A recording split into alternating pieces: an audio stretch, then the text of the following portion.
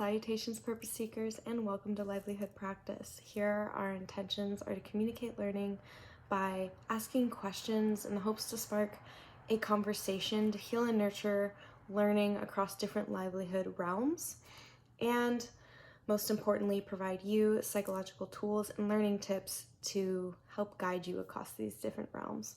My name's Amy. I'm a former homeschooler, and I graduated UCLA with a personally designed interdisciplinary major studying psychological development, sociocultural change, education systems and pedagogy, and communications between these systems.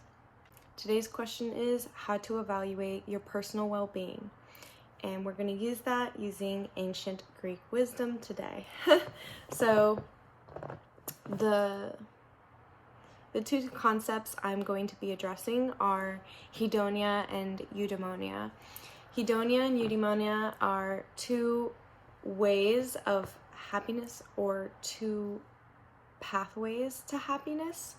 I want to first put forward that happiness is curated out of happenstance, and it can be curated through two different ways of living life. I'm first going to walk us through what Hedonia is, and then I'm going to walk us through what Eudaemonia is.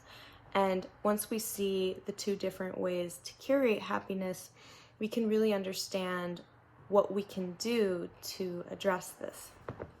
So starting with Hedonia, Hedonia is curating happiness through pleasure, relaxation, comfort, fun, and ecstasy. And there's nothing necessarily wrong with this, but this form of curating happiness is quite fleeting, and it's based on the idea that we are a blank slate. A blank slate means, from Lockean terms, that we are essentially malleable, empty creatures. Essentially, think of it as a blank canvas, and you can put whatever you want on that canvas. However, it kind of lets go of the steering wheel, or in the case of the canvas, it lets go of the paint, and it lets whatever paint be thrown on there. And so a lot of people who believe that we are a product of simply our circumstances and what we are born into and the social teachings we have grown up with and the cultural stigmas that we've learned are essentially what are directing the paint on that canvas. In other terms, it's essentially saying that we are not the divine controller of our lives. We are a product of the circumstances we are born in. And while a part of this is slightly true, it kind of doesn't take the responsibility or control over our lives that we really can choose. In this state of Hedonia, we often are feeling that since circumstances are constantly inflicting upon us, we're going to have to avoid this pain and suffering in the best way that we can. And oftentimes you can see this leads to very fleeting forms of happiness and ecstasy. This could be in superficial social gatherings, or even drugs or alcohol, or things in general that tend to be very temporary and what may mistake us to be happiness, but really it's just an avoidance of pain and suffering that we're feeling within. So a lot of this hedonic lifestyles are seeking external pleasures to curate happiness rather than curating happiness from within.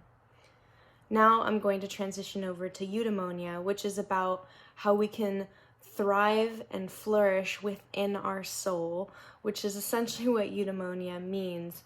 It is finding personal fulfillment by focusing on what we can control in our lives, and in this way, taking responsibility for what we can do. And by taking responsibility, we can live with arete virtue, or virtues that can help us live fullest in each moment of every day.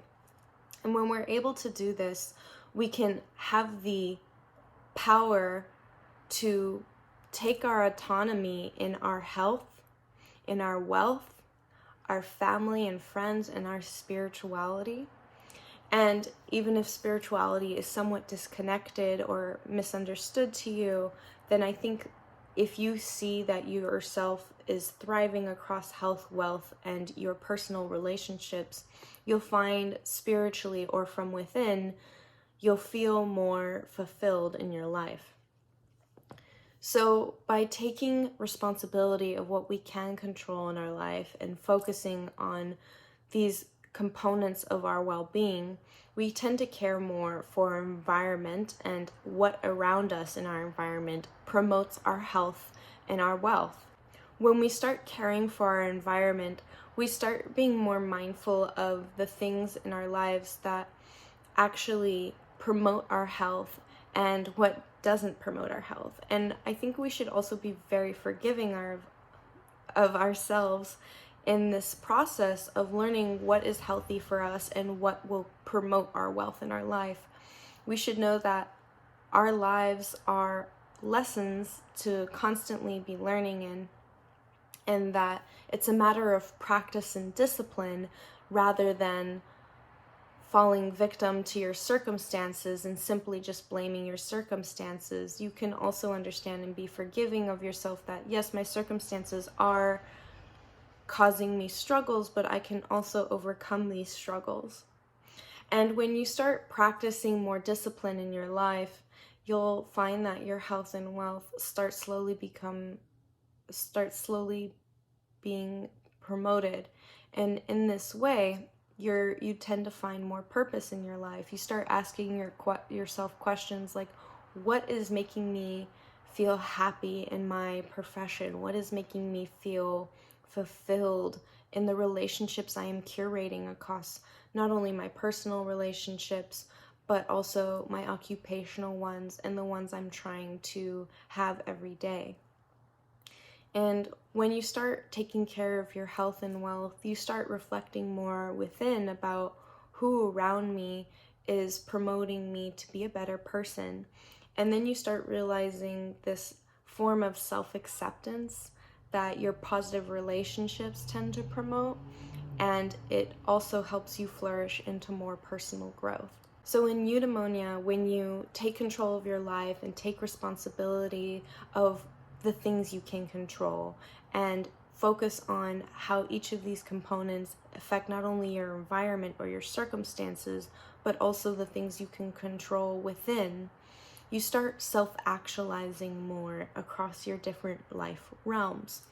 This includes expressing yourself more and taking the courage to face that meaning in your life that oftentimes can be avoided in a hedonic life, because the hedonic life tends to avoid suffering. In a eudaimonic life, we tend to have more meaning and personal fulfillment simply because we're going through the suffering and pain, accepting it for what it is and what we can't control, and taking our power and our autonomy and self-actualizing into a place where we are becoming the divine creators of our own lives.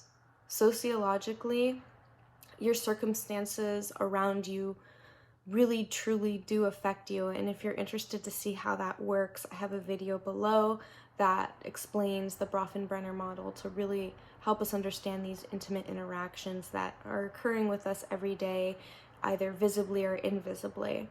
But at the end of the day, you are the divine creator of your life, and when you realize that you have power to take control of yourself and you have the responsibility in your life to make it better, then you tend to find more meaning in it. I hope this video helped you, and if you did, please leave it a like. And are you interested in more videos like this? Did anything I mentioned actually help bring to light anything around you in your environment, in your relationships, or things that you're doing professionally or personally that you'd like to work on? If so, I can create more videos on this. I really appreciate you watching this video, and subscribe for more psychological tools and learning tips. Thank you for watching, Purpose Seekers.